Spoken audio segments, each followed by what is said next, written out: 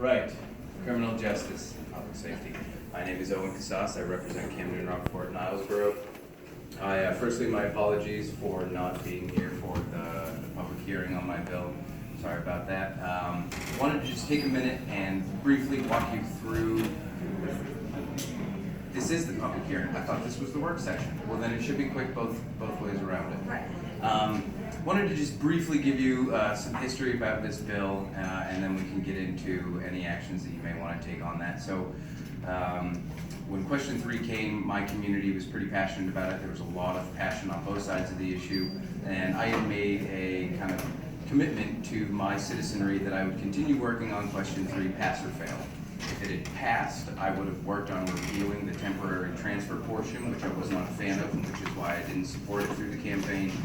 And if it had failed, I would work on seeing if there were some sort of common sense measures that I could work on both sides of the issue, see if there could be some agreement to try to put some safeguards in for the private sales of firearms. That's that one portion where there is no background checks, or there are no background checks, and that seemed to be a concern for the folks in my community.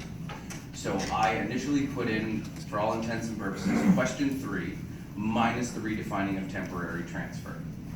For constitutionality reasons and for various other reasons, I decided I would try a different approach on that and started going down the line of an endorsement on the back of your license that would say discreetly that you were a prohibited person.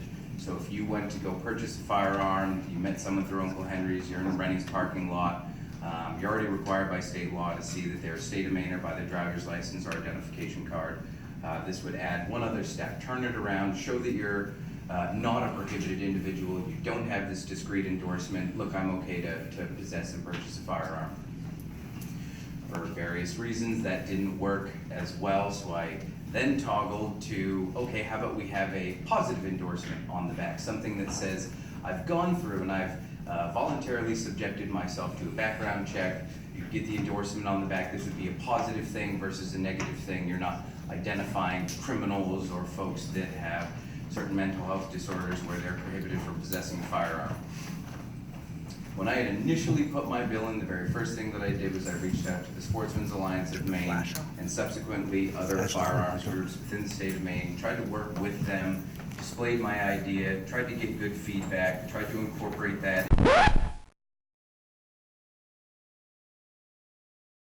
down and would become law. There became issues. So this bill has gone through multiple iterations. I've spent a large amount of time with folks in the gun community, with the Secretary of State in their office, with your committee analysts, in this committee, really trying to see if I could be, for lack of a better word, clever. Is there some tool I can give to folks to have the individuals that feel that our gun laws are too relaxed and there's a loophole, that they can feel that there's a tool that folks were using to ensure that while they're doing this private sale, potentially in a parking lot, that the individual is sound of mind. At some point in time, they pass the background check, something that has the seller feel very comfortable in their sale, while not feeling that you've taken away Second Amendment rights, put unreasonable burdens on the gun community. Tried to see if I could walk a fine line. Turns out I wasn't able to. I wasn't able to gather the information necessary, find the right avenue, the right approach, put the safeguards in. It just wasn't making sense. I could waste your time with the story that Secretary Dunlap told me about trying to make whipped cream, and it turns out he just kept making butter. And the more heavy cream you added to it, it just kept being butter. And as much heavy cream as I attempted to add to this to get to a delicious bit of whipped cream, I just kept making butter. Really tried to work with folks on all ends of this issue. Put myself out there to a fair amount of abuse from the gun community, and rightfully so. The first couple of iterations they had concerns with, and I don't blame them one bit. I'm a gun owner, I'm a former Marine, I'm a combat veteran. I've got a small arsenal of guns locked up in my basement. I am not an anti-gun person. This was, again, just a commitment that I had made to my citizens that I did not make the commitment that I would try to do the most extreme gun bill that I could and make universal background checks. That's not the commitment that I made. I made the commitment that I would work on it, that I would try to bridge a gap between both ends of this issue and see if I couldn't come up with a solution. And try as I might, I just wasn't able to get there. So I had considered carrying this over to the next session.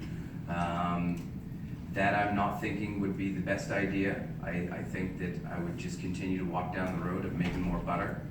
So respectfully, I would ask that you all, if you would like to, kill this bill, and I will continue to work with the gun community, with the anti-gun community, with anyone who has an interest in this topic to see if there's a way that we can not infringe on Second Amendment rights, but put some safeguards in, some common sense safeguards that folks on all ends of this issue can agree are okay and acceptable.